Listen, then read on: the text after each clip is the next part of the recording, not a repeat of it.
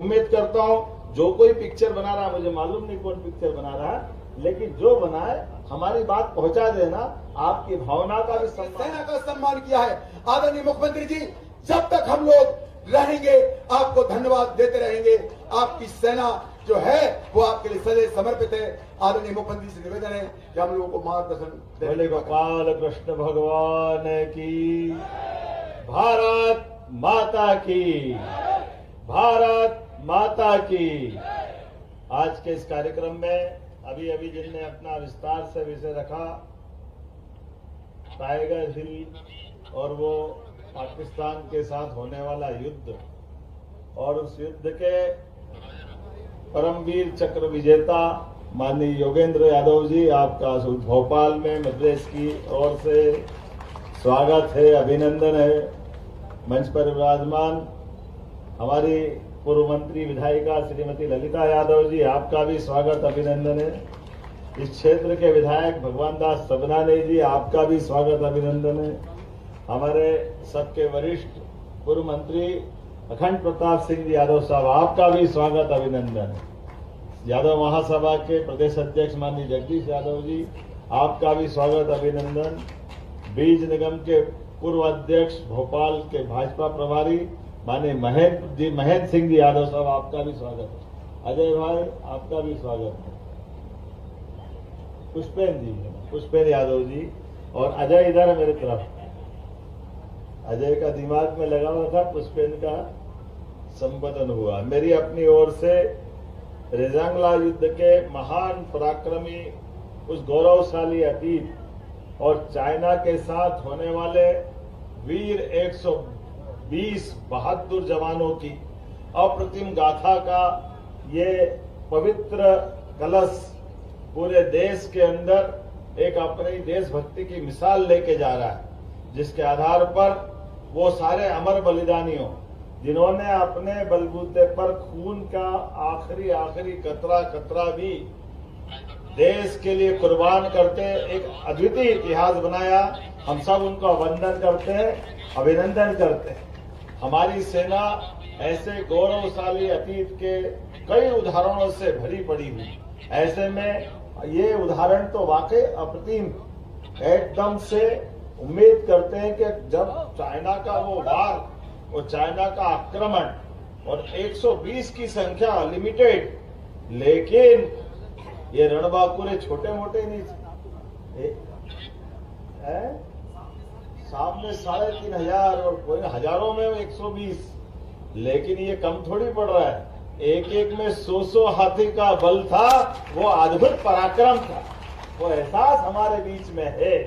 हमारी सेना और सेना के जवानों ने जब भी मौका पड़ा तो ये हम सबके लिए गौरवशाली अतीत है, चाहे सामने कितनी संख्या क्यों न हो। हमारा 5000 साल पुराना इतिहास, भगवान कृष्ण का गौरव की सेना कितनी भी भारी क्यों न हो, यदुनंदन जिधर होगा विजय उधर ही होगी।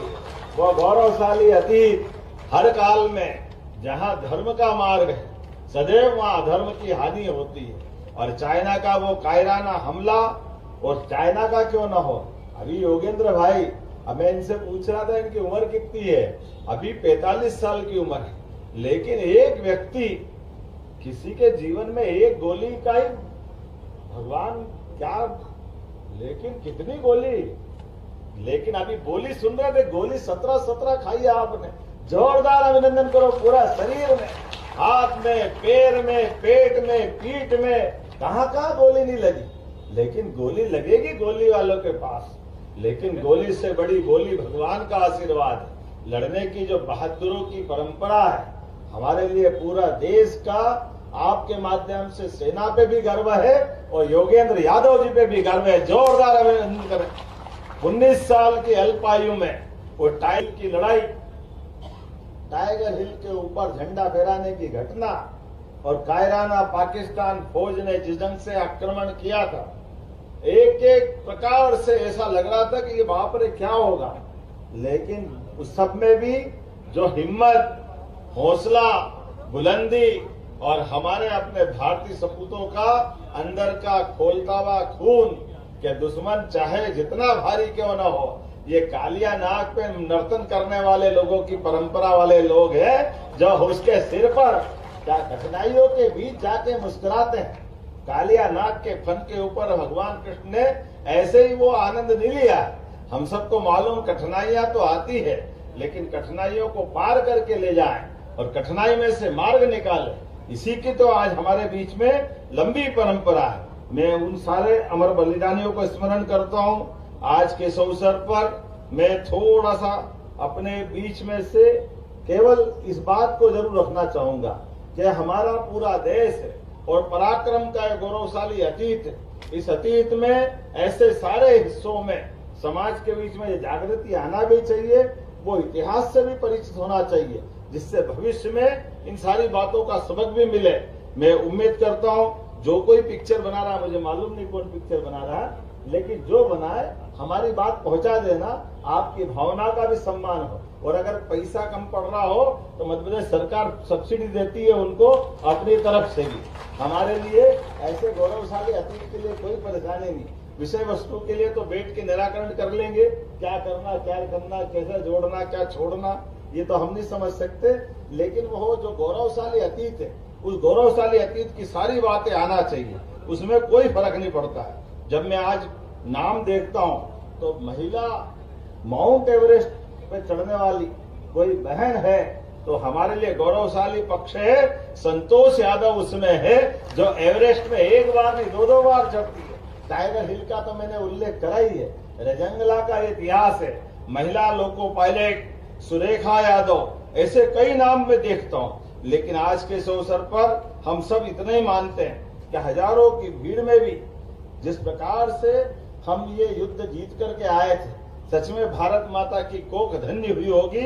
इसीलिए रामधारी सिंह दिनकर ने लिखा है, सूरमा नहीं विचलित होते, क्षण एक नहीं धीरज खोते, विघ्नों को गले लगाते और कांटों में राह बनाते। ये गौरवशाली अतीत के वो बहादुर और बहादुर है जिनके लिए पूरा देश सदैव नमन करता रहेगा, उनका स्मरण करता रहेगा। हमारी अपनी राज्य सरकार की ओर से भी उन बहादुर शहीदों को हमारा नमन, और एक बार फिर इस पूरी यात्रा के आयोजकों के प्रति भी मेरी शुभकामना भी है। और हमने ऐसे कई सारे ऐसे स्मारकों को भी, एक तरह से यहाँ शौर्य स्मारक भी है, अगर इससे जुड़ी हुई यहाँ की गाथाओं का कोई दृश्यांकन फिल्मांकन की जरूरत होगी, आपसे मदद लेकर के उस बात को भी लाएंगे। फिल्म के बारे में मैंने पहले से ही कहा है, ऐसे कोई अच्छे अवसर जिससे हमारी भविष्य की पीढ़ी को सबक मिलता है और सबके अंदर देशभक्ति का ज्वार उठता है, ऐसे सारे अच्छे कामों का हमारा समर्थन सदैव रहता है। मेरी अपनी ओर से पुनः इस अच्छी यात्रा के प्रति शुभकामना, बधाई। मेरी अपनी ओर से पुनः एक बार परमवीर चक्र विजेता योगेंद्र राजगुरु जी का अभिनंदन और पूरी टीम का अभिनंदन। बहुत बहुत धन्यवाद। भारत माता की। बहुत बहुत धन्यवाद माननीय मुख्यमंत्री जी, आपके ओजस्वी प्रेरणादायी